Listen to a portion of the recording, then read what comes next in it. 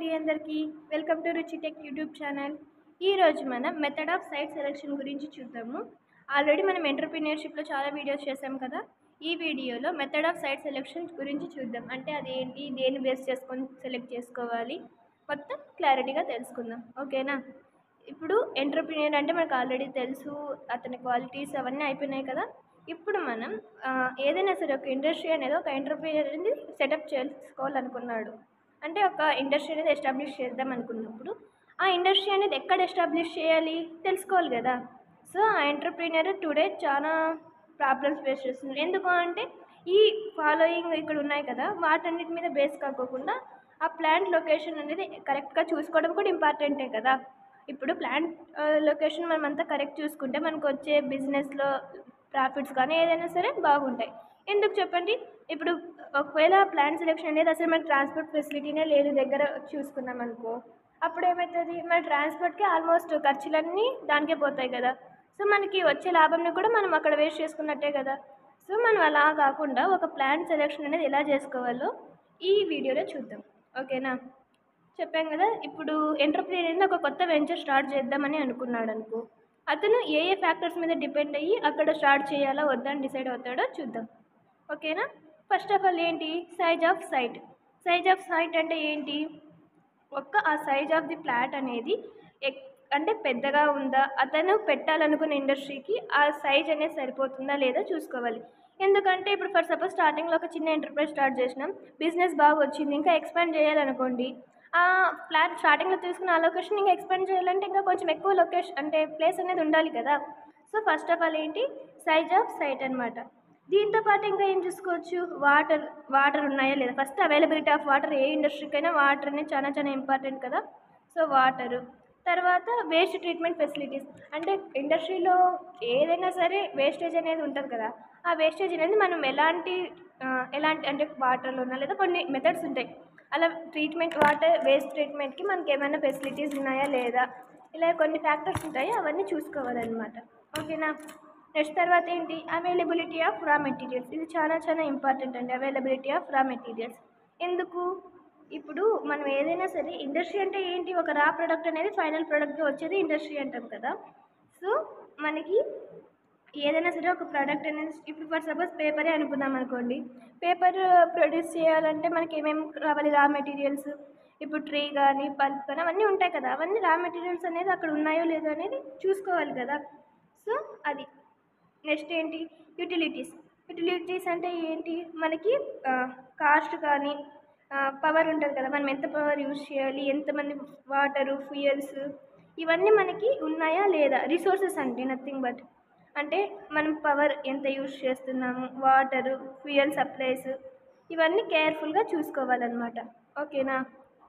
ఇంకా ఇంతకుముందు చెప్పినట్టు ఇది ఇంపార్టెంట్ వరకు మాత్రమే అండర్లైన్ చేస్తున్నాను. Water waste treatment. ఓకేనా? ఇది అండి. ఈ 3 తర్వాత ఇంకా కొన్ని ఉన్నాయి, అవేంటో చూద్దాం.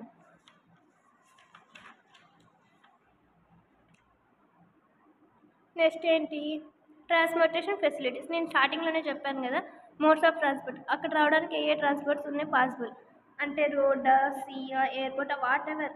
మనకి అక్కడ రావాలంటే ఇప్పుడు ఫర్ సపోజ్ అక్కడ బెస్ట్ ఫెసిలిటీస్ కానీ అట్లా రోడ్ ట్రాన్స్పోర్ట్ ఎక్కువ ఉందనుకోండి, కాస్ట్ అనేది తక్కువ ఉంటుంది.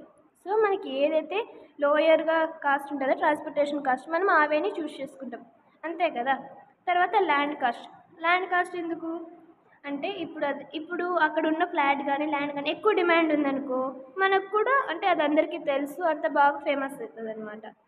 సో మనం ఎప్పుడైనా సరే సిటీలో ఈ ఫాలోయింగ్ లొకేషన్స్ అనేవి చూసుకుంటాం. సిటీ లొకేషనా లేదా ఇండస్ట్రియల్ ఏరియానా.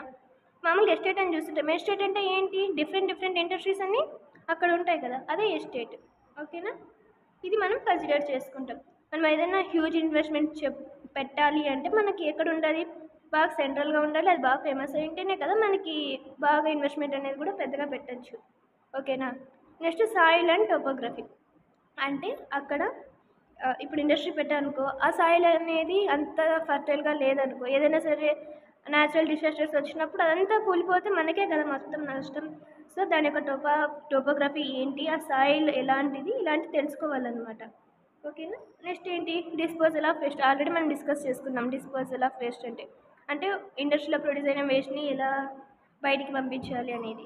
సో దానికి ఒక ప్రాపర్ అరేంజ్మెంట్స్ అనేవి మనం ముందునే చేసుకోవాలన్నమాట.